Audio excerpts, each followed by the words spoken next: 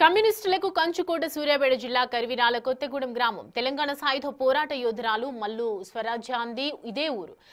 తెలంగాణ రైతాంగ సాయుధ పోరాటంలో కీలక పాత్ర వహించింది. ఈ ఊరు చెబితే దొరల గుండెల్లో రైలు పరిగెట్టేవి. అలా గ్రామంలో అభివృద్ధి ఎలా ఉంది, గత పాలకులు ఏం చేశారు, ఈసారి ఎన్నికల ఫైట్ ఎలా ఉండబోతోంది, ఫుల్ డీటెయిల్స్ మా ప్రతినిధి అనిల్ అందిస్తారు.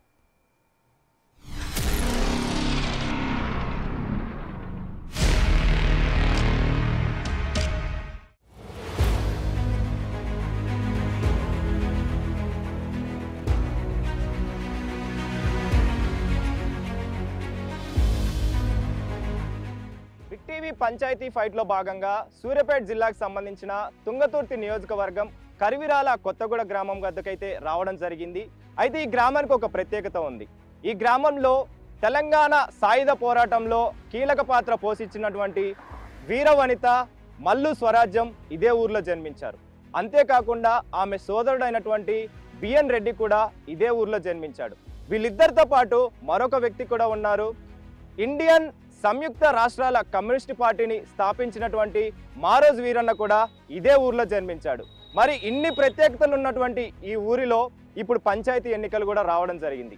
మరి ఈ పంచాయతీ ఎన్నికలకు సంబంధించి ఈ ఊరిలో ఎలాంటి సమస్యలు ఉన్నాయి, ఏమైనా అభివృద్ధి పనులు జరిగాయా, జరిగితే ఎలాంటివి జరిగాయి, ప్రజలు ఏం చెబుతున్నారు అనే విషయాలన్నీ కూడా బిగ్ టీవీ పంచాయతీ ఫైట్ ద్వారా తెలుసుకుందాం. ఊరికి సంబంధించి ఇప్పుడు పంచాయతీ ఎన్నికలు కూడా వచ్చినాయి. ఈ ఊర్లో సమస్యలు ఏమైనా ఉన్నాయా, ఉంటే ఏమున్నాయి, ఏం చెప్తారు? ఏమున్నాయి, అన్ని మంచిగా ఒక రోడ్ ఒకటి కావాలి, ఇంకా గ్రామ అభివృద్ధి కావాలి. ఇంకా బోర్లు ఉన్నాయి, నీళ్లు ఉన్నాయి, ఏది చక్కగా ఒక్క నాన్న వస్తే 8 రోజులకు వస్తాయి నీళ్లు. మా ఇల్లు వాడినే ఉంది, 8 రోజులకు వస్తాయి. మాకు గుట్ట మీద నీళ్ళే లెక్క, మాకు కేసీఆర్ నీళ్ళే, మాకు బోర్ గీళ్ళ కలెక్షన్ లేదు. మాకు అట్లా కేసీఆర్ నీళ్ళు తోచి ఇంటింటికి నల్ల మాకేవి లేవు, నల్ల లేదు, ఏది లేదు. మాకు నల్ల కూడా పెట్టాం. మాకు ఎట్లా ఇంకేమేమి సమస్యలు ఉన్నాయి? మాకు నీళ్ళే లేవు, అంతే. నీళ్ళే, నీళ్ళ సమస్య రోడ్లు మరి రోడ్లు అప్పట్లేదు. ఎప్పటి నుంచి ఈ సమస్యలు ఎట్లా ఎప్పటి నుంచి ఉన్నాయి? అప్పటి నుంచి కూడా ఉంది. భీమరెడ్డి అర్జునుడికి ఉన్నకాంచి కూడా ఉన్నాయి.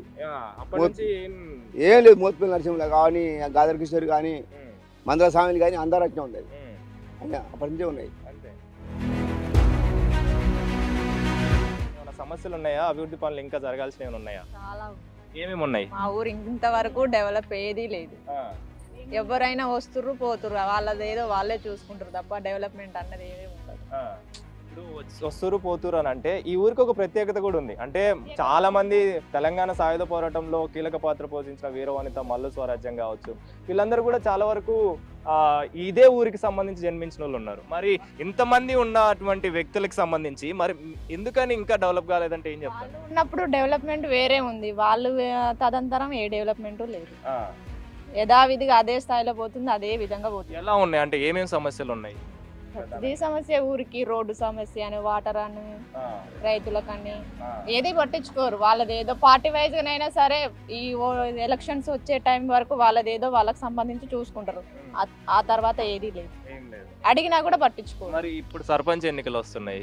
ఎన్నుకునే వ్యక్తి ఇలాంటి పనులు చేస్తేనే, అంటే ఇవన్నీ పనులు చేస్తేనే మనం ఎన్నుకోవాలనే ఆలోచన ఉంటుంది. మరి దానికి సంబంధించి మీరు ప్రధానంగా లేవనెత్తే సమస్యలు అంటే ఇప్పుడు రోడ్డు ఒకటి చెప్తున్నారు, ఇంకా ఏమున్నాయి అంటే స్కూల్ కావచ్చు, మోరీలు కావచ్చు, డెవలప్మెంట్ చాలా కావాలి మా ఊళ్ళో. ప్రస్తుతానికి స్కూల్ డెవలప్మెంట్ అంటే 6 మెంబర్సే వెళ్తారు పిల్లలు. 5th నుంచి 1st నుంచి 5th వరకు ఒక పక్క ఉంది, 6th నుంచి ప్రైమరీ స్కూల్ ఉంది. దాంట్లో 6 మెంబర్స్ వెళ్తారు. ఎందుకు వెళ్తారు? చదువు చెప్పండి లేదు కాబట్టి. టీచర్స్ వాళ్ళకి తగ్గట్టు వస్తుర్రేమో, మాకు తెలియదు. మేము ఇంతవరకు వెళ్ళలేదు, చూడలేదు. మా పిల్లల్ని బయట చదివించుకోవడం ఎందుకు?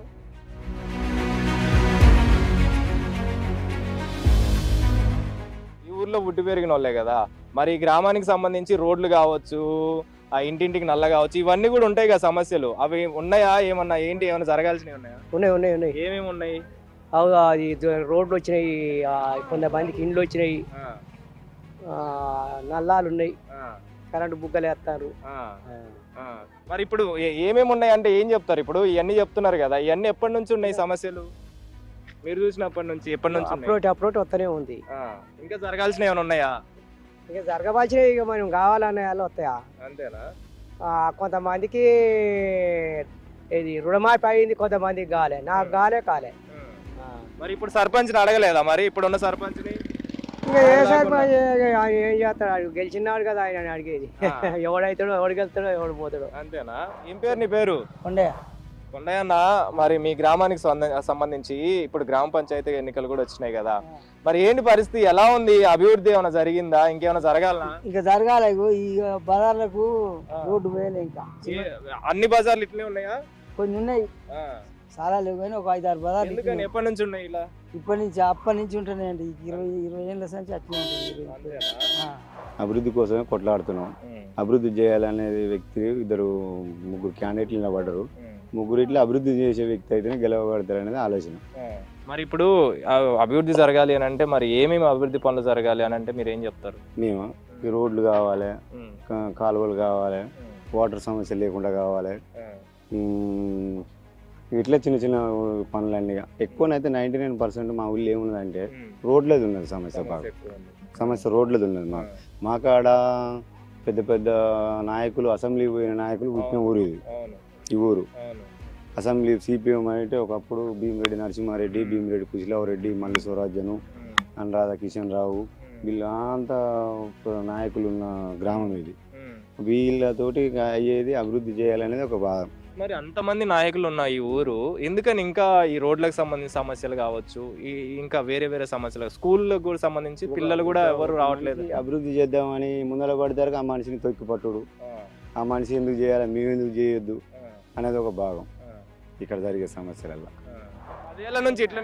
అట్లనే ఉన్నది. అటువార ఇందిరామయ్య ఇండ్లే, ఇందిరామయ్య బావులు, ఇందిరామయ్య బోర్లు, ఇందిరామయ్య నల్లాలు అన్ని ఇందిరామయ్య. కేసీఆర్ వచ్చింది ఏం చేయలేదు, ఏం చేయలేదు. కాదమ్మా, ఏమేం జరగాలి ఇంకా అభివృద్ధి పనులు ఏం చెప్తారు? నాకు మాట్లాడరాదా?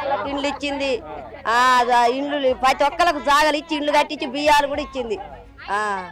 అన్ని దవాఖాన్లు, ఏరియా హాస్పిటల్, కరెంట్. ఇప్పుడు ఏమేం జరగాలి? ఇప్పుడు ఏమేం జరగాలి? ఇప్పుడు అన్ని ఇండ్లు కావాలి, ఇండ్లు లేని వాళ్ళకు రోడ్డు లేని వాళ్ళకు రోడ్డు కావాలి, భూమి లేని వాళ్ళకు భూమి కూడా ఇంత ఇవ్వాలి, రావాలి. ఊరికేనా ఏమేం తీయాలి? బాత్రూములు, కాలువలు, రోడ్డు పోయాలి. చూస్తున్నారమ్మా మీరు ఈ సమస్యలను? ఎప్పటి నుంచి అయినా చూస్తున్నాం. అట్టే ఉన్నాయి, అట్టే ఉన్నాయి. ఏం జరగలే, ఏం జరగలే. ఇప్పుడు సర్పంచ్ మీ కళ్ళ ముందే ఉంటాడు కదా, ఎప్పుడు మరి ఎప్పుడు పోయి అడగల మీరు? ఉంటే ఆడు దాగనీయలేదు. ఇప్పుడు సర్పంచ్ ఎన్నికలు వస్తున్నాయి, మరి ఎట్లా, మరి ఏం చూస్తారు అంటే? దేవునికి ఎరక, వాళ్ళకి ఎరక, మాకేం ఎరక. ఇప్పుడు మాకు కాలువలు కావాలి, రోడ్డు కావాలి, బాత్రూమ్లు కావాలి, ఇల్లు లేని వాళ్ళకి ఇల్లు కావాలి, అంతే. మీ ఊరికి ప్రధాన సమస్యలు ఏమున్నాయి అంటే ఏం చెప్తారు? అవి చెప్పండి. ప్రధాన సమస్యలు 10 ఏళ్ల కాలంలో ఉన్న మోటార్లు కూడా దెంకపోయారు. బోర్ మోటార్లు ఉంటే నీళ్ళు వచ్చాయి. మాకు 10 ఉన్నాయి ఊరుకు. 10 ఉంటే 2 మోటార్లు మిలిగినాయి. 8 బోర్లు మోటార్లు లేవు, ఉట్టి గుంటలే ఉన్నాయి. బోరు నీళ్ళ సుక్క 4 రోజులకు ఒక్క నీళ్ళు వస్తున్నాయి. మాకు స్నానం చేయాలంటే వారానికి 1 రోజు చేయాలి స్నానం. ఈ ఊరికి వచ్చే చుట్టం రాని పక్కన రాని నీళ్ళ సమస్య చాలా టైట్ ఉంది. గతంలో మంచిగా ఉండే, ఈ 10 ఏళ్ళ గవర్నమెంట్ వల్ల 10 బోర్లు ఉండే దాటే 2 మోటార్లు మిలిగినాయి. 8 మోటార్లు అమ్ముకోరు. మోటార్లే లేవు, బోర్లు ఉన్నాయి కానీ మోటార్లు లేవు. నీళ్లు, రోడ్లు, మురికి కాలువలు. వర్షం వచ్చిందంటే ఎవరింటి ముందటనైనా మొత్తం నీళ్లు నిలిచి దోమలు, విపరీతమైన దోమలు, రోగాలు. మొత్తం ఎక్కడ చెత్త అక్కడనే, ఎక్కడ గలీజ్ అక్కడనే. మరి ఇంత ప్రత్యేకత ఉన్న ఊరు ఎందుకని ఇంకా డెవలప్ కాలేదంటే ఏం చెప్తారు?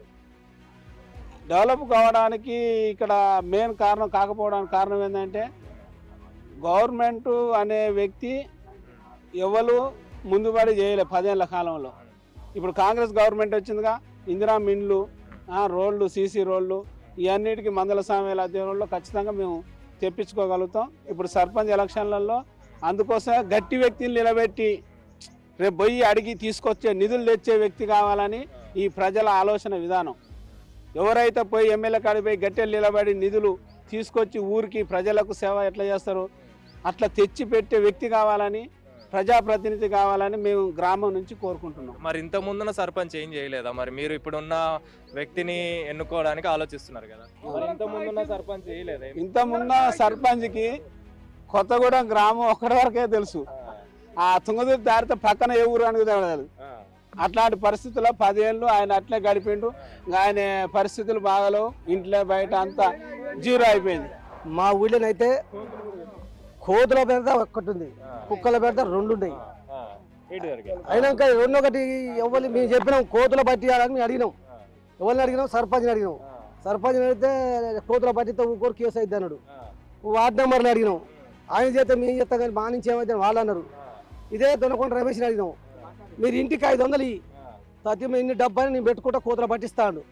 వాళ్ళ కార్యకర్తలు ఏమన్నారంటే నువ్వేంది ఆయన పట్టించేది బోడి ఆయన పట్టించేది మేమే పట్టిస్తాం కానీ ఆయనకి ఇంటికి 500 ఇవ్వకరని మళ్ళీ చెప్పేసాం. చెప్పేసినాక ఆ మాట ఆయన కెరకైనాక సరే వాడే పట్టిస్తాడు నేను ఊరుకుంటా అన్నాడు. సార్ ఇప్పుడు అయిపోయినాయి, ఇంకా వేరే వేరే సమస్యలు ఏమున్నాయి? కోతులు వదిలేస్తే ఊరు మురికాలు లేవు, రోడ్డు లేవు, సీసీ రోడ్లు లేవు, నీళ్లు లేవు. మాకు పైపులు అయింది తీసిరు కానీ నీళ్ళే అందియలేదు. అప్పుడు ఏది మన ఈ కాంగ్రెస్ ప్రభుత్వంలో తీసినప్పుడు నీళ్ళు కానీ మళ్ళీ నీళ్ళ సుక్కలేవు మాకు లేవు. ప్రతి ఒక్కరు చెప్తున్న వివరాల ప్రకారం ఈ ఊరు గ్రామ ప్రజలకు సంబంధించి ఎప్పటి నుంచో అంటే గత 10-15 సంవత్సరాల నుంచి అంటే దాదాపు 20 సంవత్సరాల నుంచి కూడా రోడ్లు అనేవి సరిగ్గా లేకపోవడం, ఇంటింటికి నల్లకు సంబంధించి కావచ్చు, నీరు సమస్య ఇవన్నీ కూడా ఉన్నాయి, మురికి కాలువల సమస్యలు కూడా ఉన్నాయి అని చెప్పేసి ఇక్కడ ఉన్న ప్రజలు చెప్తున్నారు. సో ఇలాంటి సమస్యలన్నీ కూడా మేము ఇప్పటికీ దీనికి సంబంధించి చూస్తూనే ఉన్నామని చెప్పేసి కూడా ఇక్కడ ఉన్న ప్రజలు చెప్తున్న పరిస్థితి. సో ఈ సమస్యలన్నీ కూడా తీరిస్తే బాగుంటుందని చెప్పేసి ఇక్కడ ఉన్న ప్రజలు అయితే కోరుతున్నారు. ఇది మొత్తానికైతే బిగ్ టీవీ పంచాయతీ ఫైట్ లో భాగంగా ఈ ఊరికి సంబంధించిన వివరాలు. కెమెరా పర్సన్ వంశీతో కలిసి అనిల్, బిగ్ టీవీ, కొత్తగూడెం గ్రామం నుంచి.